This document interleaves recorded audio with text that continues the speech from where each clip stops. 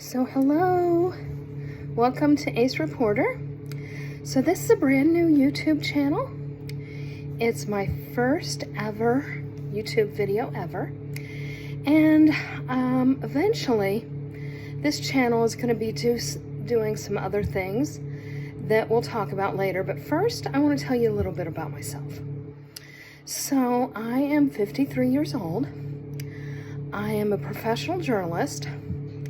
And I've known that I'm on the ARO-ACE spectrum for about 6 months. I know, right?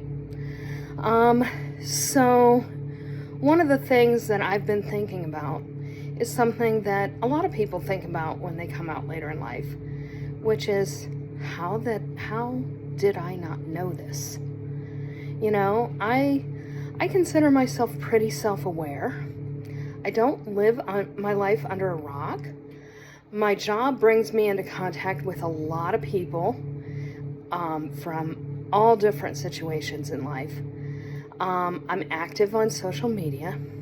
So how on earth did I manage to live to be, this age and not know my own sexual orientation? Well, there's a lot of reasons. Key among them was that there was no such thing as an asexual spectrum for a long time, but here are 7 reasons. The first one was that I'm attracted to men. Okay. It's probably a little more accurate to say that I found men attractive, and still do. A long time ago, a gay friend of mine said, I think you might be asexual.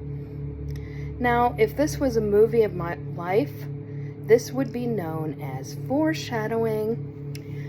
But at this time, I was really confused. I was like, except I'm attracted to guys. And I didn't know that there was such a thing as a split attraction model, that you can be attracted to people romantically or aesthetically or all of these things and not be attracted to them sexually. But it's something that I should have realized because I had a lot of male friends in my life, so I liked the male energy. I just didn't want to date these guys. And some of these guys were gay, so they didn't want to date me. And I didn't realize this at that time, but this was because these were guys that would never ever sexualize me. They just wanted to be with me because of who I was and not what they could get out of me sexually. So I had celebrity crushes. We would watch a movie and we would say, oh, there's just nothing wrong with that man. But I didn't actually picture myself having sex with these guys. But maybe that was because of reason number 2. I'm a good Christian girl, I am. So growing up, I was taught that lustful thoughts about other people were sinful. In fact, thinking about it was the same as doing it, according to certain verses in the Bible.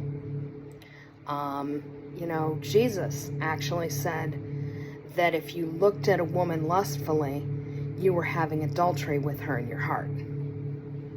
So, on some level, that's not such a bad teaching, because it does teach young people to not view people as sexual objects. But what I didn't realize is that most of my peers thought about these things differently than I did. Because we were told that these thoughts could cross your mind, but, it was okay if they crossed your mind as long as you didn't entertain these thoughts, as long as you didn't dwell on them. Well, they didn't really cross my mind, so I thought, I must be really good at this. I'm acing this whole Christianity thing. I'm good. We're good. Now, I did actually have a libido. And I don't think of myself as a prude. I would actually read romance novels.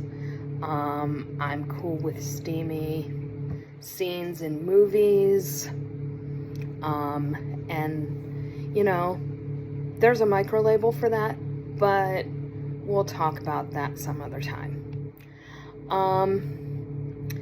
Now, another reason is that the definition of asexuality on a website called Avon was not expanded until about 2014. So now we view asexuality as a spectrum.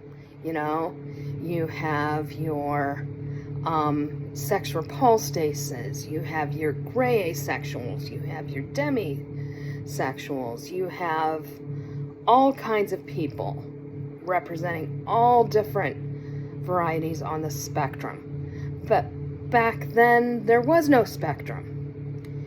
And the definition of asexuality, as it stands now, is a person who experiences no or very little sexual attraction. But those words, or very little, weren't added to that definition until about 2014. And by that time, I was in my mid-40s. And it was almost a decade until that information made its way to me. And so, and even then, you know, that I've only been hearing about things like a split attraction model, you know, over the last couple months. So, you know, I even read an article once about asexual people. And I was like, oh, wow, it must be really tough to feel like that. I did not see myself in their stories at all, because their story did not look like mine. The other thing is that when I had interactions with men, I had love-hate relationships. I used to say I used to say that I had love-hate relationships with them because I loved them and they hated me. Now, they didn't really hate me, but I was attracted to guys. I realize now because they were nice to me, or they looked a certain way, or whatever reason. But I was attracted to these guys, but they were never attracted to me. And the people that were attracted to me, I was not attracted to. Now, I realize now that these guys that I was attracted to, I really wasn't attracted to them. I really was attracted to the idea of being with somebody. And I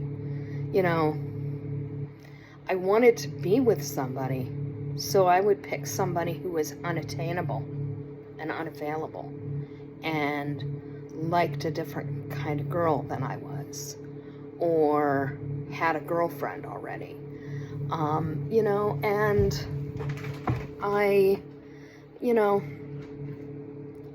that should have told me something. It should have told me that I was, that I really didn't want a relationship. I just wanted to fit in with the crowd.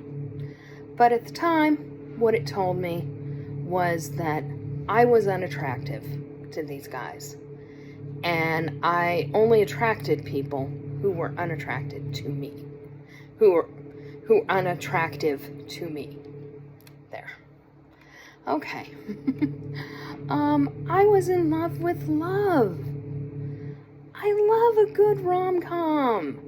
I love to see people happy and in good relationships. On TV, on the screen, and in real life. And I always saw myself with somebody. Now, there's a long word for that. It's called, I'm not even going to try to say it, but it's the thing where a monogamous relationship is the end-all, be-all of everything, and you will never truly be happy unless you have that. Well, that's why I wanted that in my life. And one thing that I know now is that there are many miserable people in marriages and long-term relationships. And there are many happy people who are single. And also, having a spouse is no guarantee that you're not going to die alone. Because I have news, and it's not something you're going to want to hear, but unless you and your spouse are killed tragically at the same time in a crash, one of you is going to die alone. And, you know, in the immortal words of Cher, sooner or later, we all sleep alone. So, personally, I like sleeping alone. You know, it means that nobody's hogging the covers. So, reason number 6, I cared about my appearance. Sometimes. Now, I don't consider myself sexy. I've never been super sexy, but I do like to dress for comfort. But I also color my hair. I also, you know, I wear jewelry sometimes. I've done my nails in the past. I like to do something with my hair. I actually have a hair appointment tomorrow. Sometimes I do makeup. You know, and, you know, and it's not because I'm trying to attract a mate. You know, although there was a time in my life that I told myself that. But I was never successful, you know, at that point in my life. But it's really because I care about what other people think. And really, when you think about, you know, allosexual people, like a wife who wears a nice dress because she's going to meet her husband's co-workers, or a husband who, you know, dresses up and looks nice when he's going to his wife's class reunion, they're not dressing up to impress their spouse. They're dressing up to impress their spouse's peer group because they want to impress their spouse's peer group. And that's really the way a lot of us are. We like other people to think of us well. So that's kind of a universal thing. So I'm kind of over this whole thing of asexual people aren't sexy and don't look nice and don't care about their appearance. Because I think many people do on some level. And reason number 7, I had never heard of a microlabel. And now I use several of them to identify myself. Now, I use them for my own purposes. I use microlabels to describe myself.